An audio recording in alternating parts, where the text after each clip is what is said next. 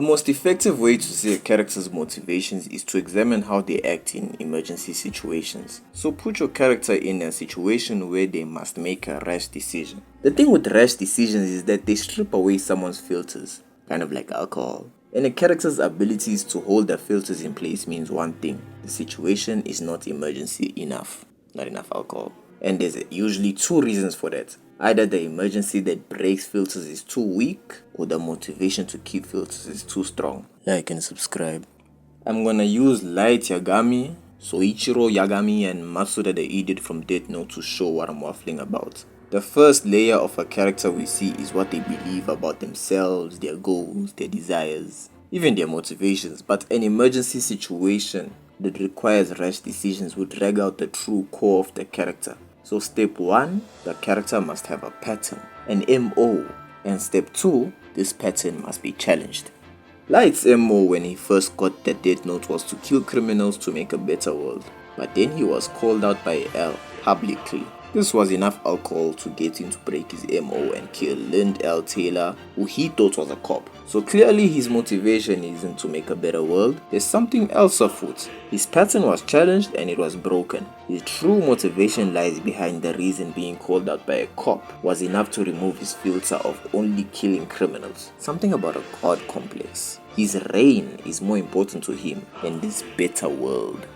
Soichiro's MO was to do things by the book and uphold order, but the second Kira held Sakura TV station hostage and Okita lost his life. This was enough for him to break his MO and do something that's directly against the order of a superior. His motivation is not to do things by the book. His pattern was challenged and it was broken. His true motivation lies behind the reason people's lives being in danger, had him breaking his filter of following protocol. In fact, every time L's orders would risk someone's life, Soichiro would protest. Clearly lives are more important to him than law and order.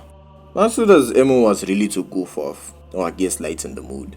But he started noticing that he was equivalent to dead weight. This led him to break his MO and be a super spy and go and overhear the Yotsuba group discuss Kira killings. See, he thought he was a goofy dude, but no, all along, Bro actually wanted to be helpful to the investigation. His pattern was questioned and he looked for a way to break it. See, while Soichiro's rash decision to save lives can be considered brave, the reason Matsuda's one is to be considered stupid is because of the motivation. Soichiro wanted to save lives. Matsuda wanted to stop feeling like a loser. I have evidence, circumstantial evidence.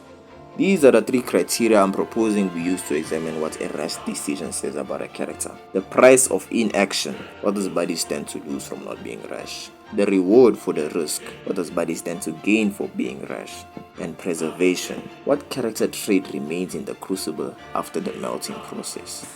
In Light's situation, the price of inaction was a missed opportunity to publicly confirm the existence of the Kira being. Oh yeah, and also his pride, I guess. This tells us a lot. The fact that he saw fit to act rashly, even in all his geniusness, shows exactly what L said. Bro is childish and really wants to win. The reward for the risk in his situation would be to make an example of anyone who wants to challenge Kira and to confirm Kira's existence. Essentially, he'd achieve his god status. He could have made the world a better place without all this, so no, his claim that what he wants is to make a better world is not his core. His core is that he wants to rule a better world. And the better in that sentence is superfluous. And what's left in the crucible after that event is the exodus of a god complex, the naivete that causes unnecessary risks, and inexperience against people with equal intellect. In Soichiro's situation, the price of inaction was the loss of innocent lives. Even though he was hospitalized, that he felt the need to act shows his sense of responsibility. That he acted showed his initiative. He will not stand by if there is something he can do to save a life. And even more, he will not lie down if there is nothing he can do to save a life. This man has conquered as Haki. The reward for the risk was the lives he saved. If it was L, in his position, the reward would be the tapes as evidence, but I'm 87% sure the tapes were the last thing Soichiro cared about. He cared about the lives of the cops and the employees at the station. This stickler for rules of a cop was willing to disobey orders and break protocols and risk getting killed by Kira. Following rules and saving his own life is less important to him than the duty to save lives as a cop. What a guy. And what's left in the crucible after that event is the will to risk his own life to save others, the reliability to take control of a jumpy situation, and the trust that L will find a way to get him out of there alive. In Matsuda's situation, the price of inaction was more coffee errands. Bro risked his life because he didn't want to babysit Misa. On second thoughts, I understand him. He is watching everyone around him be useful, so of course he'd feel like dead weight. Even if what he did was stupid, in his situation I'd take free paychecks and keep slacking. So we see that the idiot has initiative. The reward for the risk was case-breaking information. That's not where the stupid comes in. The stupid comes in how risky it was. L was literally just saying not to do anything rash, and Matsuda does the exact opposite. He may just want to be useful, but really just following orders and doing the bare minimum is useful enough. The real problem was that he was perceived as a clown. So the real reward for him was that he'd be seen as more than just a clown. He wanted to be accepted. Bro didn't know that he just had to accept himself. Press F to pay respects. Matsuda is me for real. And what's left in the crucible after that event is the desire to contribute, extreme dependency on the team, and a lack of self-assurance.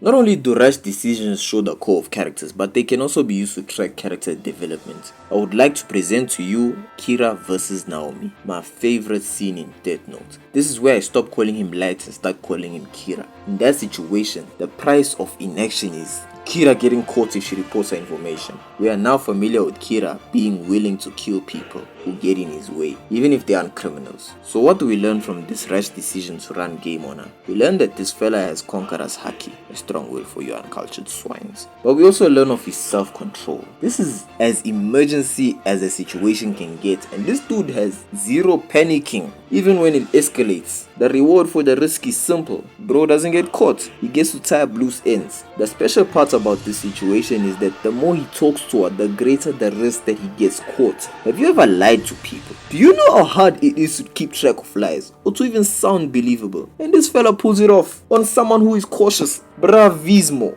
Good show. Jolly good show indeed. Yeah, we learned that Kira has charisma here, and he can lie on his feet. Nigga, what? We also learned that setback after setback, bro will keep running game. Bro is persistent. He will not accept the friend zone. And what is left in the crucible after the event reveals how Light has evolved to Kira. The god complex is still there, but now he knows he's not invincible. So the naivete is gone, and the risk he is taking now is necessary. And our boy is charismatic now, familiar with taking on people of similar intellect.